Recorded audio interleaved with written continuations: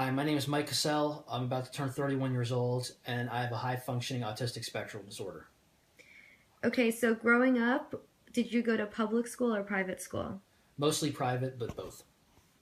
So, Okay, so which one did you like better? private. Why?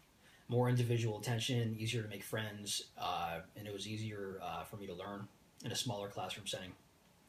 Okay. Uh, well, what went wrong when you went to public school?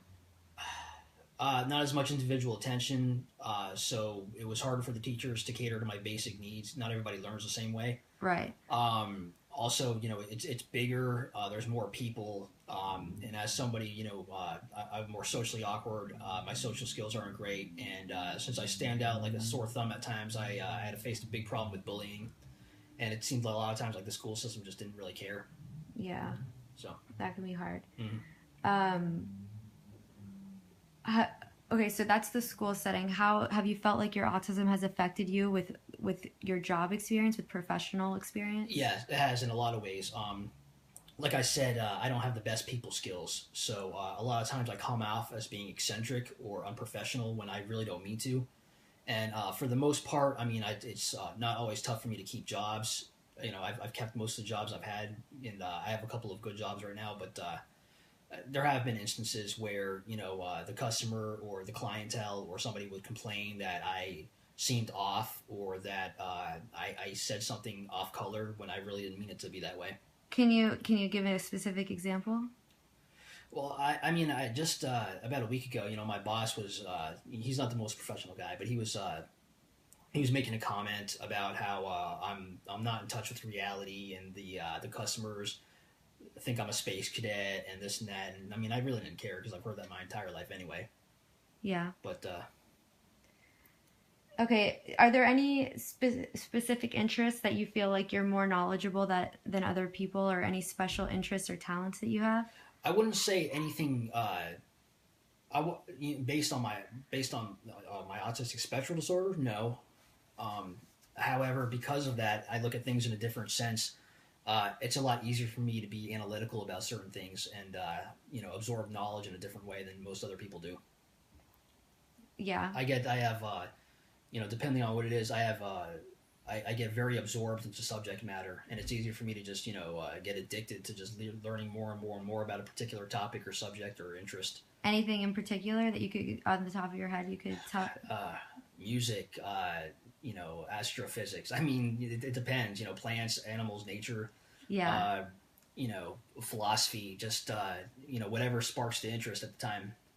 Is there But anything that people have pointed out to you that you do that you wouldn't even notice about yourself that has to do with your autism? yes, I talk to myself, and I know other people talk to themselves, but I do it in a sense where it's very noticeable that I'm doing it. And it's not that I'm talking to somebody who isn't there. I'm not schizophrenic. It's more like I have a lot of internal dialogue, and I Yeah. get lost within myself. That's the best way I can put it. Has your autism affected your functioning and being independent and living on your own? Yeah, in that sense, I would say I'm a little more developmentally delayed. I do pay my own bills now. I have a car. I'm basically more or less fully self efficient, self dependent. But my friends kind of got to that point before I did. So Can you talk about when it was that you started driving? I got my license just a number of years ago.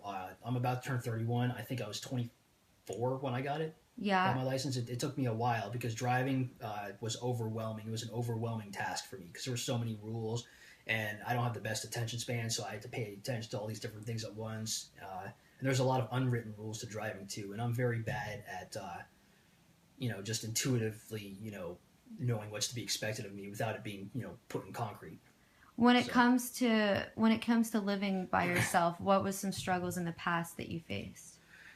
remembering to pay bills on time, keeping up with just normal basic routine, housework,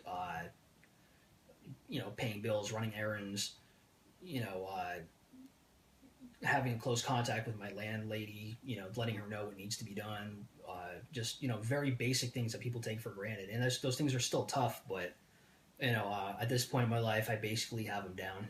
Yeah. Did you end up moving home, or like what happened? Yes, I actually I was in college for a time and I worked and I had my own place, but my family was kind of helping me out with it because I was working and in school. And then I had trouble in college and I had to take medical leave and I was still working and I was drinking way too much and that's another thing I'll get back to. But basically, to make a long story short, I wasn't keeping up the place. I let it go to hell and I got evicted.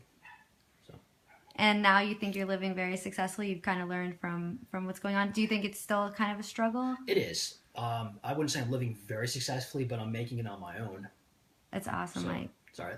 I'm really proud of you. Thanks for participating in my school project. Thanks for letting me participate. Bye. Appreciate it.